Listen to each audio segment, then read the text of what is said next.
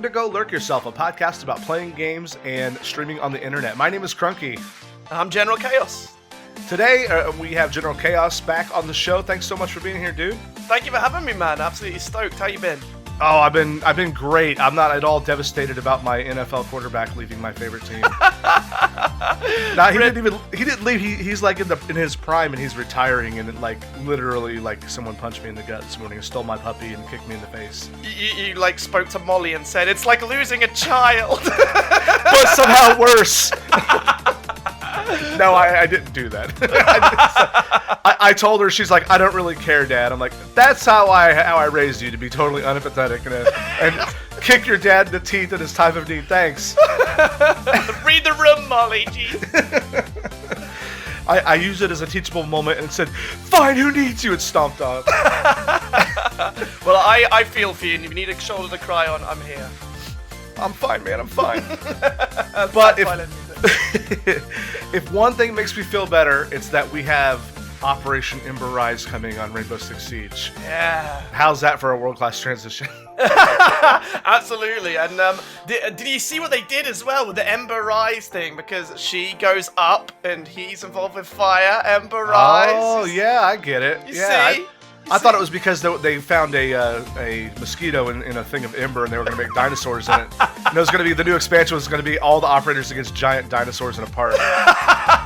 Tell me you wouldn't play that shit. Oh, I would. Bunny would be all over it. He's massive Yes, onto he the would. Jurassic Park as well. But yeah. We didn't get we were supposed to talk about this on your stream the other day, but did you see the trailer for the Predator game? No, is this part of Ghost Wildlands or whatever? I know that they do a Predator thing, or is this a whole different game? This, from what I've seen, it was at, not Gamescom, but like the week before that. It was literally a game called Predator. I don't even remember the name of Predator something. Okay. And it kind of reminded me of Dead by Daylight, where like there's either one or two predators, and everybody else is playing a hardened soldier with a big Gatling gun trying to mow them down.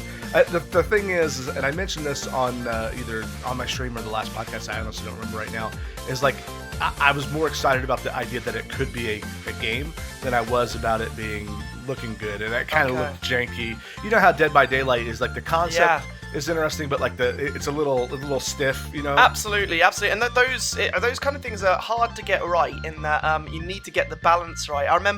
Can you remember there was a 4-player co-op game? I want to say it was called Evolve. You ever heard? Yeah, I do remember that. And it's the getting the balance of, there's meant to be this horrendous behemoth of a monster, and you're all out to get it, and there's 4 of you and everything like that, but you need to get the balance right of the monster being the big daddy of all, but also it being fun for the people that aren't the monster, and you got to get that balance right. And it's either laughably easy if you could kill the monster easy, or it's incredibly difficult and not fun if the monster can just one-shot everybody. Well, I remember when you were saying about Predator, that's the perfect example. I remember there was one of the AVP games, or Aliens Clone Marines or something, had like an online multiplayer mode, and you could play as a human, an alien, or a predator, and it's like, well, I'll be the Predator with the fucking laser eyes and see in the dark and everything. And basically, I remember going on that game a few times online. It's like, well, I want to play the alien because that's cool, and I can like run over the walls and this kind of stuff. And you just get your ass handed to you via the alien. Because the Predator would just stomp you each time. Yeah, he can. Okay. I'm trying to be all stealthy and thing, but he can see in the dark, Crunky.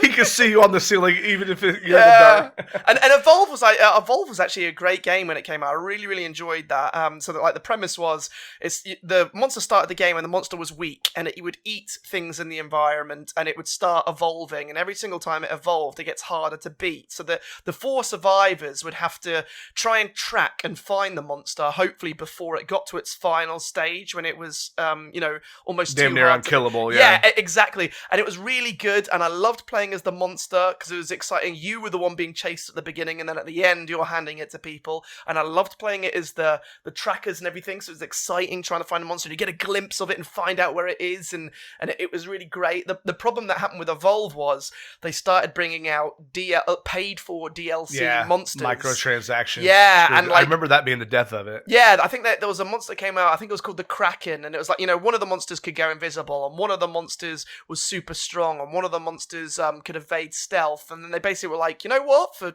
£12, you could buy a monster that does all those 3 things. Kraken's, and basically you used to play around, and if you started, it was like, it's the Kraken. All right, well, we've lost, kind of thing. And yeah, so that's always the worst when, like, I remember not playing it, but like reading about it, people were saying when it came out, wow, this is really exciting, really interesting, and man, if they just tweak XYZ, it's going to be perfect. Yeah. And instead of tweaking anything, they just started flooding it with DLC that was game breaking, even more so the other way. And people were just like, "Yep, I'm out." See ya. Balance is everything. I think balance is such a, and when we're talking about Rainbow Six Siege, I'm so impressed that Ubisoft has managed. I know that they do things wrong, but they do correct things a lot, and sometimes they correct things that I think, why are you correcting this? It's fine. But if you think about, I remember when it came out and I first started playing it, and you had those small handful of operators. We're 2 years down the road now. There's probably an extra, more than double the operators we used to have, but it's still enjoyable and it's still balanced, and there's no rock that can beat a paper and a scissors. Everyone's, there's a counter to everything. They got the balance really right. Yeah, I would agree. This newest, if you don't play Rainbow Six Siege and you listen to this, it's basically in year 4 now. And every year they put out 4 content packs, and these are free. You don't have to pay for these, but each one introduces 2 new operators. And basically, I'm talking to the person who's never played Rainbow Six Siege before. If you've ever played Counter-Strike, it's Counter-Strike with Overwatch character abilities. So it's get the hostage, defuse a bomb, and each operator has their own unique set of skills or gadgets or tools. And this one they've added 2 more in, and they also did a rework of one of the old maps named Canal. And they've also, this is the unranked playlist came in, which is basically like the baby step between playing casually and going to ranked. There's a lot of people who just will never play ranked because they're too scared.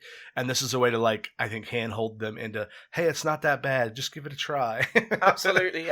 When I first heard that announced, I must admit, I scratched my head and I thought, I don't understand who it's for. And this was the critical side of me. And I thought to myself, if people don't want the stress of playing ranked, they'll play casual. And if people want to play competitively, they'll play ranked. So my initial thing was, by adding this third one in the middle, you're just going to you're going to increase the queue times for those other 2, because the pool's going to be smaller. But then, we played the other day a game of unranked, and it was fun to be able to ban characters, and it was fun to be able to have like 7, 9 rounds instead of 3 or 4 rounds, and it did feel more competitive than casual, but I never got to the point where I was losing and getting triggered, if that makes sense. Right, which yeah. can happen on ranked, Especially when you're doing streaming and you're like, if I wasn't looking at chat, I might not have died there. So you feel guilty for your team. I think that's exactly what you just said. It's such a key point in that. I love playing ranked off stream because I can just focus down, I can concentrate, I can put my glasses on and really go for it. But when unranked is the perfect thing of, I get to play a little bit more competitively, but if I get distracted, it's no big deal. So you've nailed it there. Yeah. So in Ember Rise, basically they've added 2 new operators, and they are from Mexico, the Mexican Special Forces. I don't remember the name of it off the top of my head, but they've added, they have pretty unique gadgets. Like sometimes they'll add one, like last time they added Ned Flanders. I don't remember his real name. Warden. Warden. We call him Ned Flanders. He has glasses that let him see through smoke, and that's sort of like what smoke can do. And so, like, they've got 1,000 operators in now, so they're running out of ideas. But I thought these were pretty unique. I didn't see these coming. The attacker is named Amaru, and she is basically she's a 2 speed, 2 armor. There's a scale of speed and armor of 1 to 3, and obviously the more speed they have, the faster they are. But they usually are slower if they're heavily armored. So a 2/2 like that is a pretty formative class on attack. She gets the G81 shotgun. The G81 AR and the Supernova shotgun. A lot of people are kind of triggered that they're not adding new guns into the game still, but I think it was one of the Ubisoft community managers was like, we're literally at a point where we can't add any more guns because there's hundreds of guns already in the game. Yeah. And there's so many operators that are kind of just splitting them up. Yeah, I don't think there's an issue. I think if you add, because it's the gadget what sets people apart. I know that there's guns that you like. Love playing Twitch because I love her FAMAS or whatever. But so like maybe I'll pick her because of her gun. But the majority of the people you pick because you think, their gadget is awesome and their play style, it fits my play style. So I'm not as triggered as other people are when it comes to it.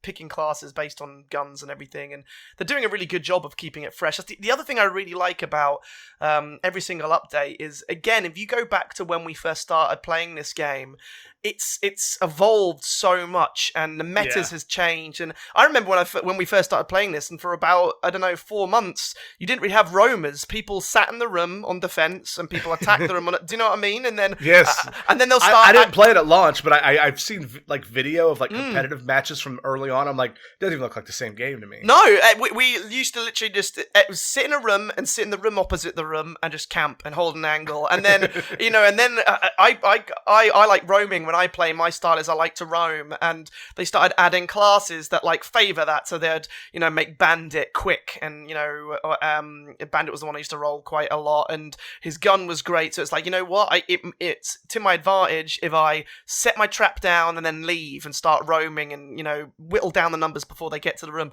And then they go, right, well, we'll add a Jackal, for example, or someone that's an anti-roamer, and every single one of these classes kind of like changes the meta. And even like adding a Hibana, who is like a different version of Thermite. They're not the same. They play differently, and you have to defend against them differently. Yep. Maverick, another example. And they're really good at changing the meta up but keeping the core game there. And I think these two new operators are going to change the meta again.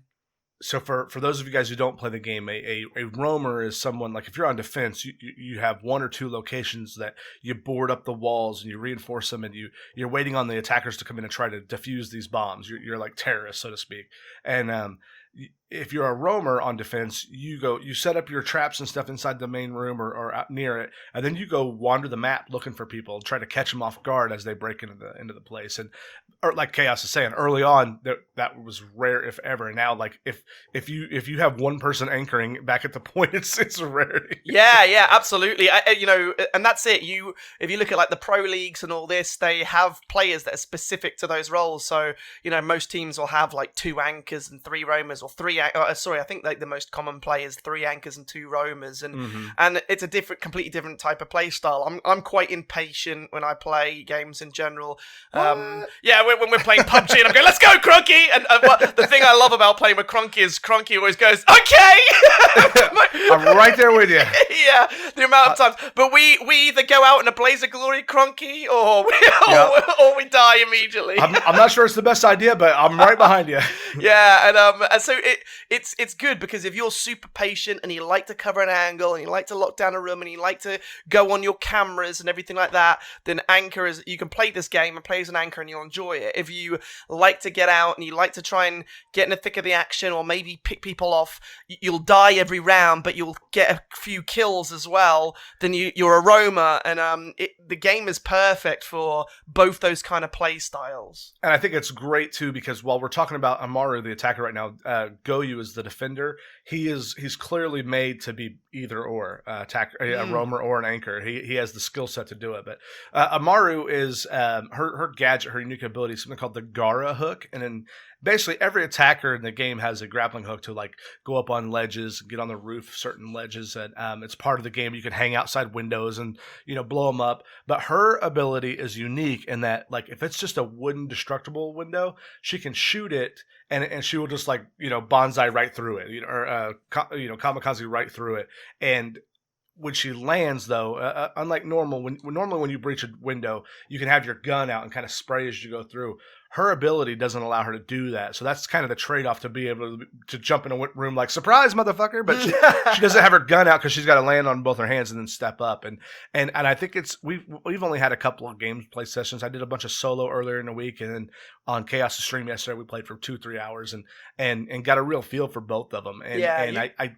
She's great too because not only can she attack windows, but she can go up through floor hatches. You had a great kill yesterday with her as well, like which simulated what is good about the going through the window thing. Where I think we were playing on Consulate or something like that. It was, and you know that there's the room in the top corner which kind of has like the cupboard in it and the big wooden wall, and there's like a little window that's in between. And you were stood outside and you were just like, I think this might be a good idea. And you went in and before they had to, normal repeller would repel, you'd hear the repel line going up, they then spend maybe 2 to 3 seconds going up, by then someone knows you're there and everyone's looking at the window, and you did this play where you just went boom, attached, you leapt through the window, the ADS came up and you nailed a guy immediately, and that is the benefit of her. It's almost like the element of surprise with her. She can do everything quick. Exactly. I remember that play because I killed one guy and I had the other guy down to half health before he finally turned and got me. But I'm like, you know what? I'll trade 1.5 players for me. Yeah, it's fine. Absolutely.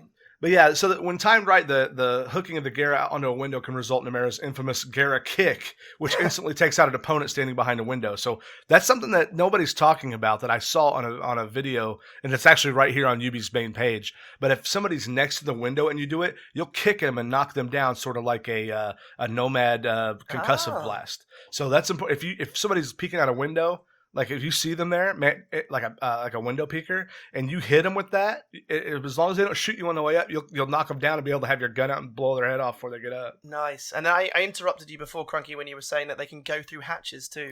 Yeah, so she has both a primary and a secondary option for a shotgun. So she has one of those little bitty shotguns, they're starting to add in, and the ITA-12S.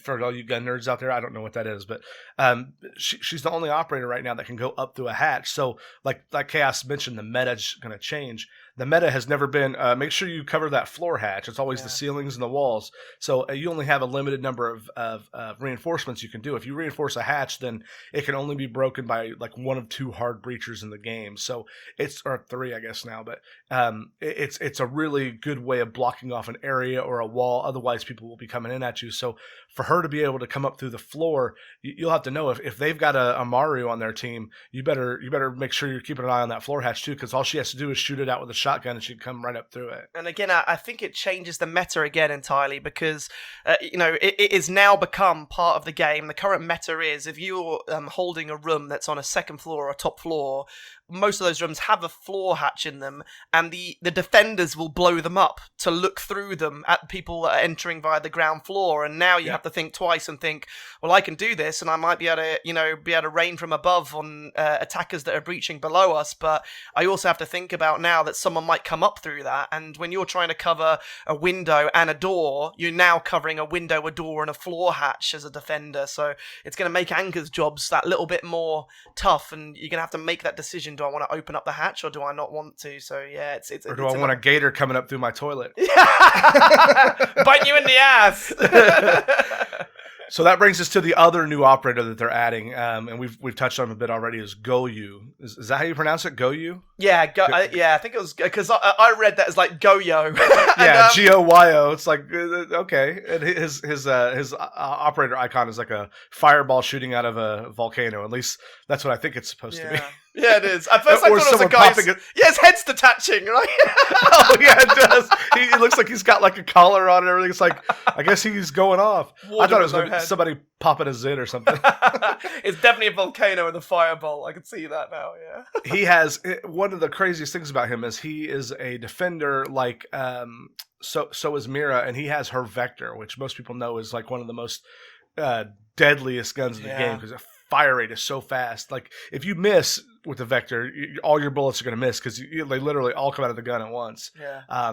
He also has a TSG-12, which is a tactical shotgun, and the only secondary he has is a pistol. He is a 2-2 as well, so he's a 2-speed, 2-armor defender. His unique ability is and I gotta say this right, Vulcan shield. Yeah. Not Vulcan like Spock, but Vulcan shield. He basically has a deployable shield, and in this patch they've made deployable shields can actually be like affixed to doorways, so there's no gap between them. and his shield has like a as Chaos would call it, a petrol or gas tank behind it that's covered up that you can there's a red area you can shoot, and it basically blows it up, and fire leaks everywhere and burns for 10, 15 seconds? Yeah, it's 12 seconds, so it's 12 seconds. It's 2 seconds longer than a smoke bomb. Nice.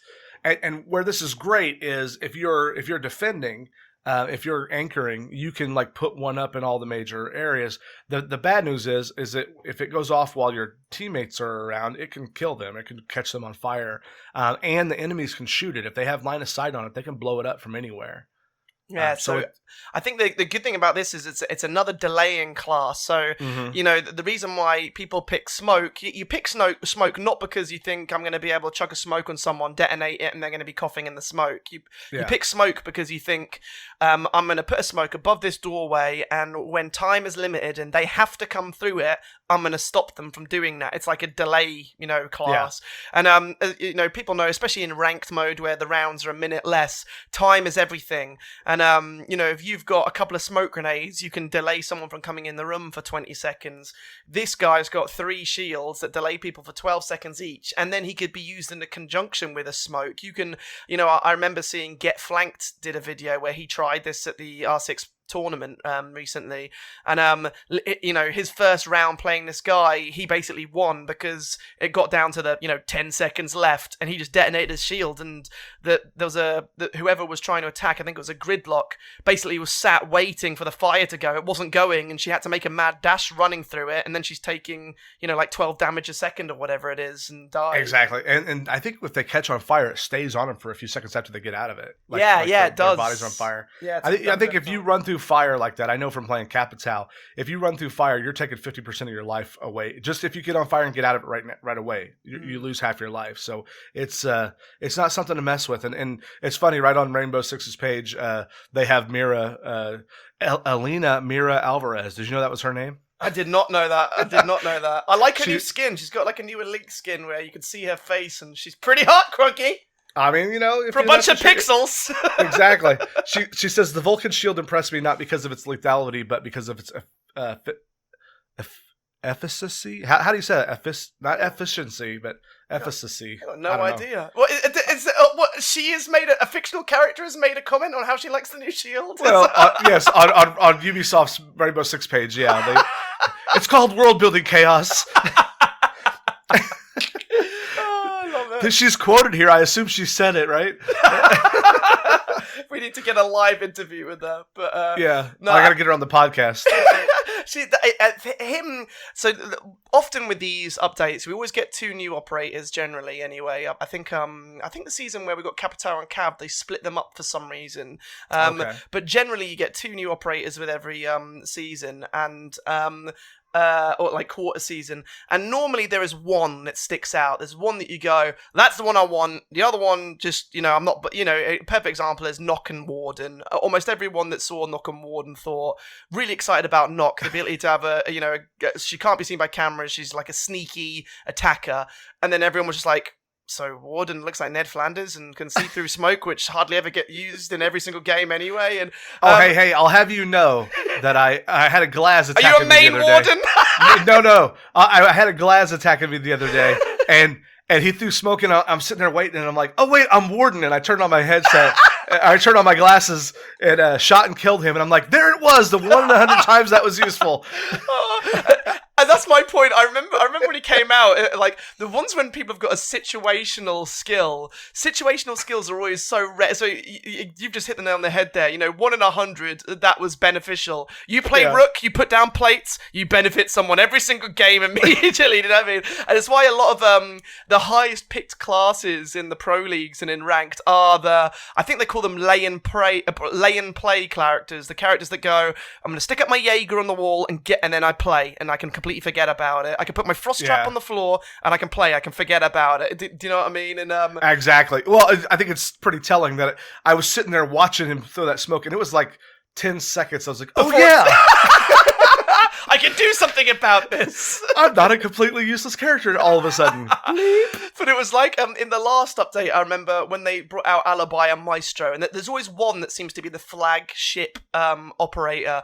And on that one, it was like, there's a character that can make holograms. It's like, oh, that was the one that everyone got excited about. That's the one that people, were getting enthused over. And actually, what turned out was, although, that's a great character and it still gets used a lot, Maestro and the Evil Eyes and all that are the ones that are generally used in ranked, and he was the popular one. And I think with this patch here, everyone sees the grappling hook and thinks, wow, that's amazing. That's something that's so different. She is going to be the one that's going to stand out in this. But you know what? When I was watching the videos and I was watching the pros use them both, I was thinking Goyu is going to be the game changer, in those rank matches. Being able to delay people entering the room, being able to do a lot of damage, being able to funnel people into small situations. And he has 3 of them as well. I think that he is going to be the one that people will be talking about.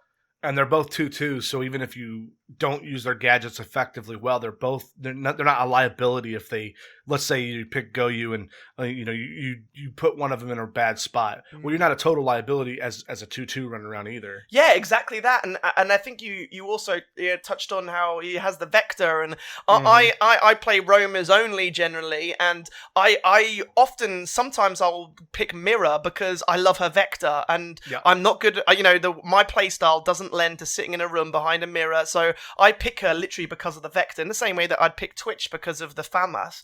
And exactly. I am now going to be able to pick a class that I'm going to be able to do what I want to do, go roam. People can use my gadget if they're staying in the room, but then I'm suddenly roaming and I can step around a corridor and have a Vector in my hand, which is so powerful if you bump into someone, Oh, by the way, the Vector is severely OP in PUBG as well. Yeah.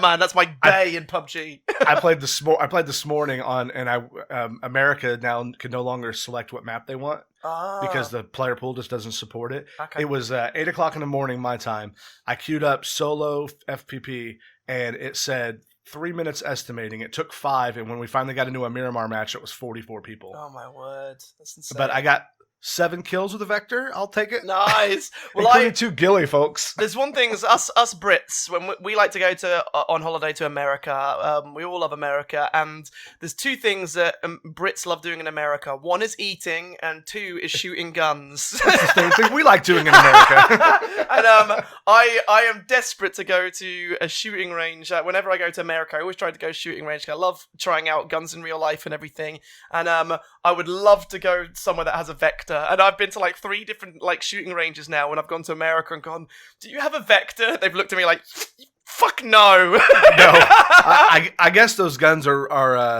I'm talking out of school here, so if you're a gun nut listening, don't hate me, but I guess they're high maintenance, right? They're a lot of moving parts. You got to really keep them clean and take good care of them. Wouldn't surprise me. And also with those guns that are shorter with a snub nose on the end of them, often you got to think in these scenarios. It's a lot like if you go to shooting ranges, you can't often find Uzis, and that's probably because they got to counteract the fact that someone could turn around and do something stupid, and they'll just jump out of their hands. Exactly that. And if you got to have a trained professional there that's looking after you, and it would be so easy to accidentally lose recoil and hurt yourself. And I remember hearing a story ages ago. I don't know if it's true. The Steyr AUG in real life, it's got a very short barrel on it, and the handle, the foregrip on Steyr AUGs, the Israeli special forces use them, and they have a flexible front handle. It bends forward and bends back, and I can't remember what there was another country's agencies that started using them for their special forces, and they couldn't get used to this grip moving forward and backwards, and people were literally shooting and accidentally shooting their own hands. Their hand would flip up in front of the muzzle and everything. So yeah, these are all probably the reasons why. But yeah, I would, if you know anywhere that can shoot Vectors, let Crunky know in the comments so I can get on it. Well, that's the two new operators. We've talked about them a good deal, and I think we got some good information. But let's talk about the rework of Canal. Yeah. So we played that yesterday for about three rounds of casual. Yeah, we did good on it, and something I always get worried with rework. So we talked about this on stream, and I find learning new maps is a challenge. Every single time there's a new map comes out, everyone always hates the new maps, and then after a few months they go, actually it's all right. I just didn't know it, and I think learning a new map is one thing. Learning a rework of a map that you know inside out is a totally different ball game. And my example would be Hereford. I knew Hereford like the back of my hand, and having to relearn it, I think, is tougher than learning a new map. And I am worried because I know that the Canal rework has really gone into it. They've gone to town on it and really changed it. But from what we saw yesterday, I really enjoyed it. What about you, Crunky? Absolutely, I loved it, and I watched a pretty detailed video on it during the open, I don't know what it's, the Raleigh Invitational is what it's called, where our friend Pandemonium Bunny was actually there. We saw her dabbing in the crowd. But what they really did, they had the designer talking about what they focused on, and not only does it look cleaner and like it's more color coded, so you kind of know where different areas are. They also put in a lot of emphasis on stopping peeking. And if you don't know what Rainbow Six peeking is, it's basically a defender can like knock a little hole out of a window and kind of figure out one of the three places you're going to spawn and shoot you as you come walking out of spawn. And it's kind of it's a scummy thing to do that's become part of the game 20% of the time. So that they're actually changing the maps to make that more difficult, to take that frustration away. That like it's not impossible to peek now, but you have to really expose yourself. You have to get out of the building and like onto a roof, and if you do go peeking, they're going to know where you are and they're going to have a shot at hitting you back. Yeah, a big example on that map, and it's something that I always thought should have been the case, is people that know the map know there's something called lower garage or garage, and it's garage, like, what the hell's that? it's below the map room on what's the east side of the map, and that you used to be able to, as a defender, go into that area even though it's open, there's no walls to it, you can see fresh air. That was considered inside, so someone could be in there and you wouldn't know, and that's an example, is that is now considered outside. So if someone's in that garage, then if they're out there for more than 3 seconds, everyone on the map's going to know because it's going to alert people.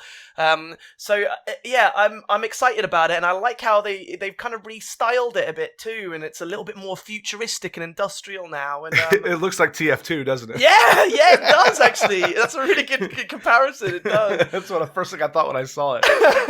But I'm excited. I'm excited about it, and it's nice that they're taking care and they're thinking about these things, and it's just part of their ever-going evolution of the game. And this is what I think companies realize this now, that unfortunately, whether you agree with it or not, gone are kind of the days when you release a game that's like $60 and then you don't do anything with it, and that game just is really popular and then you don't do it. Now it's about releasing games that are low price points and then constantly updating them and maybe putting in cosmetic stuff or season passes and things like that. Some people like that, some people don't, but they are doing it perfectly. They are actually changing the game. They're changing the maps. They're adding new content. And people like me, and I know you're the same, Crunky, I don't mind paying some money every year to if the game is changing enough that I still love it. Exactly. Like I think I bought it on a sale. I was late to the game on Rainbow Six Siege. I bought everything, all the operators, everything at once for like $65 during a big Steam sale. And that sounds, $65 is a lot of money for a game. It is, but there's like a $20 version you can get in that has like no operators, and you'll slowly unlock them. And to be honest, that's what stopped me from trying this game in the first place, is when I went to like, okay, what's the best way to do it? Everyone was like, well, it depends on what you want, and there's 8,000 different options. And I was like, I just want someone to tell me what the right move is. I don't want to think about it. I want those of us who have, families and jobs and try to stream and try to game. It's like, I don't need to do a bunch of research on how to play this game. I'll just play with the one that says, hey, just click the button and have fun. But before we get too happy about how good Rainbow Six is about monetization and how they're making their money, let's talk about the Battle Pass. Yes.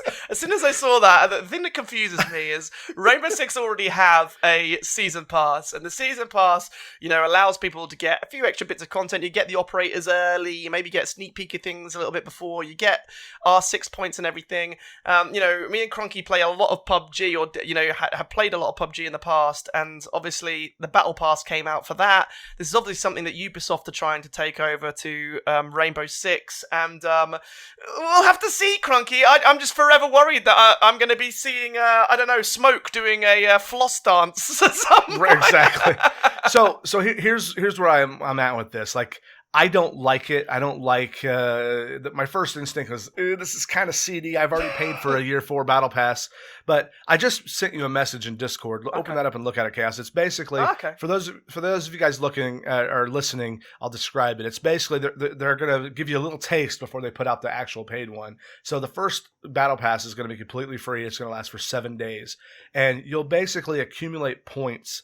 And there's 7 tiers. It's all cosmetic stuff, so if you don't give a shit about cosmetics, you can ignore it completely. If you are one of those types that likes to complete things and it's kind of a fun, nice to do while you're already enjoying the game, Battle Passes can be really fun. I did the PUBG Battle Pass this year for the first time. I got it all the way to the end, and I really enjoyed it. Like, I like playing PUBG in groups, and I really like playing it solo, even though it's 2 different experiences. So I will absolutely do that, because it's kind of one of those things that's fun to play Barbie dress up with your character and rounds and stuff.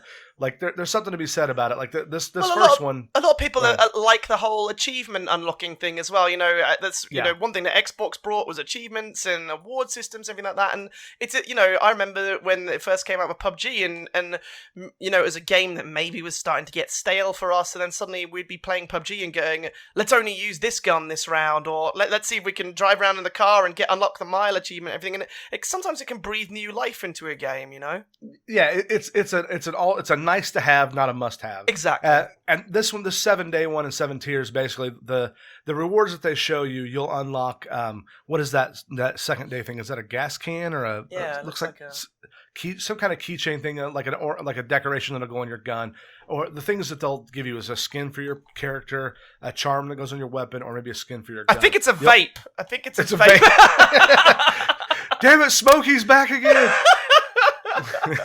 every time I throw a smoke in game, I go, "We get it, you vape," and check it at the enemy. The one thing I want to know, I'm curious about, which I can't seem to find anywhere online, is if you're a season pass, if you've got the season pass, so you subscribe to the game, you pay that extra bit of money to support the developers. Do we get the battle pass for free, or is it a separate thing? So the one thing I'm worried about is it's starting to get confusing. Do you have the season pass? Do you have the battle pass? What's the difference? You know, so hopefully. My thought on that is that the first one will be free for everybody, because they want to get everybody used to it and try to start getting out in front of people bitching. But if you're Ubisoft, you're looking at Rockstar and EA just raking in cash. I don't know if you heard the story earlier in the year, but I think you guys call it FIFA Ultimate Team. Oh God, yeah, those packs are everything. Pack cards game. EA released a statement or answered a question. I don't know. I remember reading it somewhere that that Ultimate Pack system makes more money than the sales of all of FIFA everywhere. Oh, that's insane. So like they put so you're starting to see now with EA Origins pass on the Xbox and on PC, $5 a month, and you can play all of our games, because they're just delivering you the vending machine that you're going to buy all the DLC for anyway. So they're basically giving away the game, because they know a certain percentage of people are going to give them hundreds of dollars for the Ultimate Packs, and the number of people that they're going to get by giving the game away for free, a la Fortnite, they're going to make more money in the long haul by you know, having this wide net of catching. Yeah, there'll be a lot of people who never pay 1 cent, and good for them. But they're going to get those people that never would have bought the game, but now will pay for all the extra stuff inside because of it. It's kind of it's seedy and gross to me, but it's basically what iPhones are, what Google phones are. How many apps would you have bought 10 years ago? That's it. Those mobile phone games. That I remember having a really interesting. So Bunny Bauble, who's someone that we play with, it works in the gaming industry, and we were having a conversation about microtransactions and talking about, you know, a lot of these mobile phone games where you could basically, you know, play a mobile phone game. I don't know. Let's say it's a zombie wave game or something like that on a mobile phone, and you don't have to put any money in, but you know, you set off something and it'll go, come back in 7 an hour's time and this will be done. And if you want to, you can pay money and it'll happen immediately. And that's how these mobile phone companies make their money. And what Bunny was saying is that they know that the majority of people will play this for free, but what they're relying on is those people that have it like an addictive personality and their credit card details are already in there, and they're relying on like the 3% of people that will just go ridiculous and buy a load of stuff on this game. And and that's the kind of thing that happens with these trading packs and these FIFA Ultimate cards and everything. And there's just been quite a high profile legal thing in the UK where they're trying to say it's gambling, and it is gambling. Yeah. You're paying money for a random chance of winning something. That's gambling. It definitely exploits the same thing a casino will do, absolutely. with a vending machine, or a slot machine. But Ubisoft has said, I don't. This is my opinion, not what Ubisoft said. I think that this will be separate than the past, because with the year pass, you're buying all the operators up front. This is purely cosmetic. So instead of having, I think instead of having like a shop where you can buy Rainbow Six coins and unlock certain like nice to haves, they're going to put a bunch of crap in these battle passes. And if it's $10 or $15 or £5 or £10, and it's a little nice thing to do on the side, I don't mind paying for that at all. On the side, I buy skins in game for fun here and there, but it says basically, unlike existing battle passes that require players to complete specific challenges to proceed, it seems like Siege's pass will only judge progression by how much you play. Okay. Every match, you'll build up battle points and get closer to the next tier.